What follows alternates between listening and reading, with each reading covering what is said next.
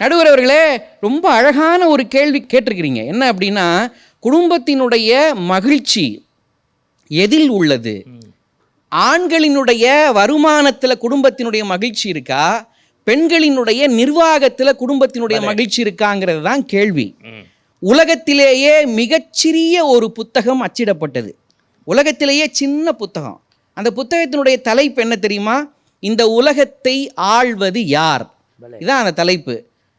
அந்த புத்தகத்தை வாங்கி பிரித்து பார்த்தா அதுக்குள்ள ஒரே ஒரு சொல் மட்டும்தான் இருந்தது. அதுக்காகத்தான் அது மிகச்சிறிய புத்தகம்னு சொன்னான்.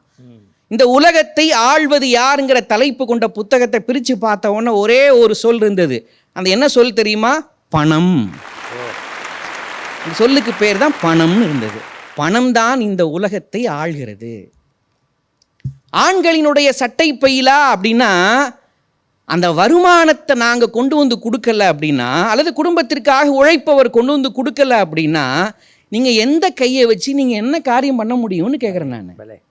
வருமானம்னு ஒன்று வந்தால் தானே நீங்கள் நிர்வாகம் பண்ண முடியும். இப்போ மகிழ்ச்சியினுடைய அடிப்படை எங்கே இருக்குது? இப்போ வருமானத்தை பற்றி, பணத்தை பற்றி நாம் யோசிக்கணுங்கிறதுக்காகவே இந்த தலைப்பு கொடுத்துருக்குறீங்க. சார், படிப்புக்கு கடவுள் யாருங்க? சரஸ்வதி. பணத்துக்கு கடவுள் யாருங்க? லட்சுமி. ஒரு புதுக்கவிஞன் சொன்னான் பாருங்க, என் குழந்தைய சரஸ்வதி கைப்பிடிச்சு அழைச்சிட்டு போகணுன்னு நான் விரும்புகிறேன், ஆனால் அதுக்காக நான் லட்சுமியின் காலில் போய் விழ வேண்டியது இருக்குதுன்னு ஒருத்தன் எழுதினா. நடுவர்கள், நான் லட்சுமியினுடைய காலில் போய் விழ வேண்டியது இருக்குது. பணம் அவ்வளோ முக்கியம் சார். அப்போ அந்த வருமானம் தானங்க குடும்பத்தினுடைய மகிழ்ச்சியை தீர்மானிக்குது. இந்த நிறைவாக பேசின சகோதரி கபிலா அவர்கள் பேசும்போது சொன்னாங்க. என்ன சொன்னாங்கன்னா, அம்மா பிள்ளைய அப்பாட்ட விட்டு கொடுக்க மாட்டா. ரெண்டு பேரையுமே, அப்பாவையும் சரி பிள்ளையும் சரி, விட்டு கொடுக்காத ஒரு உறவுன்னா அது பெண் தான், அம்மான்னு பேசுனாங்க. அப்பா மட்டும் என்ன விட்டு கொடுக்குறவரா? என்னங்க பேசுறீங்க? வாத்தின்னு ஒரு படம் வந்துச்சு நடுவுறவர்களே. அதில் கதாநாயகன் தனுஷை பார்த்து அவங்க அப்பா ஒரு வசனம் சொல்லுவார்.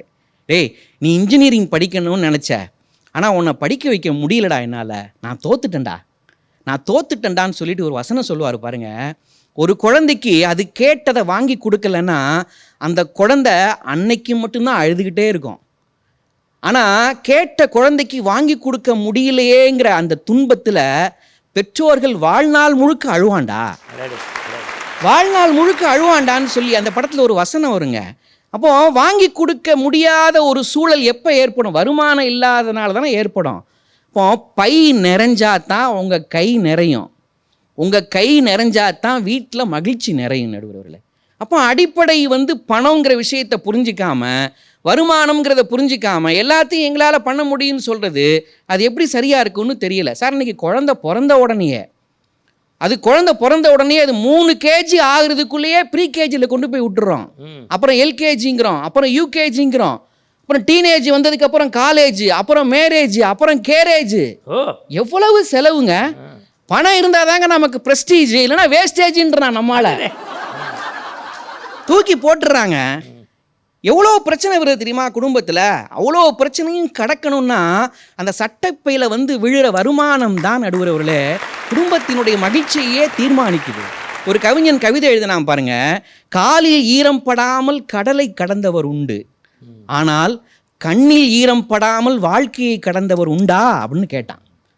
இப்போ வாழ்க்கையில் நமக்கு துன்பம் ஏற்படும் போது, சங்கடம் ஏற்படும் போதெல்லாம் நமக்கு இருக்கக்கூடிய வருமானத்தை வச்சு தான் நம்ம சரி பண்ணுறோம். அப்போ தானங்க மகிழ்ச்சிங்கிற ஒரு விஷயமே கிடைக்குது.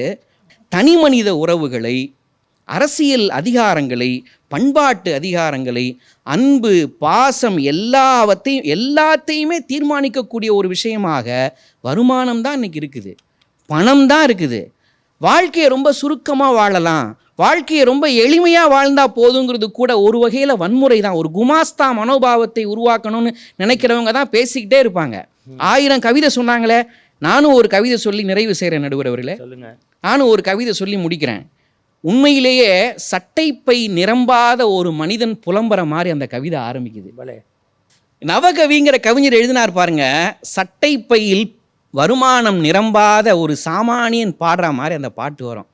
தண்ணியில் எண்ணெய் போல, தாமரையில் நீரும் போல, 1ஆம் தேதி சம்பளம் ஒட்டலை, எண்ணெயில் கடுகாட்டம் வெடிக்கிறான் வீட்டில், என்ன சொன்னாலும் பப்பு வேகலை, பாலுக்கடன், மளிகை கடன், வாடகை வீட்டுக்கடன் ஆளுக்கொரு பக்கமாக நிற்குது.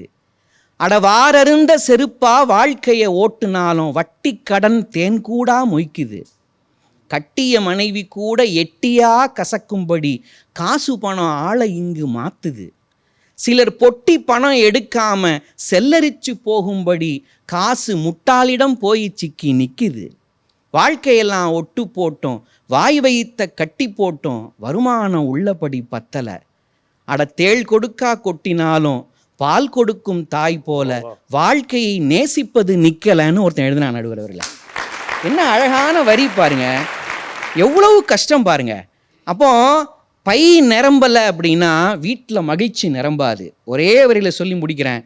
பணம் இருப்பவன் வீட்டினிலே வந்ததெல்லாம் சொந்தம்.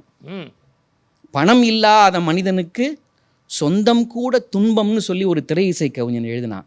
அப்போ வருமானம், அந்த பணம், சட்டைப்பையில் பணம் நிரம்பும் போது தான் குடும்பத்தினுடைய மகிழ்ச்சி நிறைகிறது நடுவர் அவர்களே. உண்மையிலேயே குடும்பத்தினுடைய மகிழ்ச்சி எங்கே இருக்குதுன்னா பெண்களின் கையில் இல்லை, ஆண்களின் சட்டைப்பையில் இருக்கிற வருமானத்தில் தான் இருக்கிறது என்று சொல்லி நல்ல வாய்ப்பிற்கு நன்றி கூறி நிறைவு செய்கிறேன். நன்றி, வணக்கம்.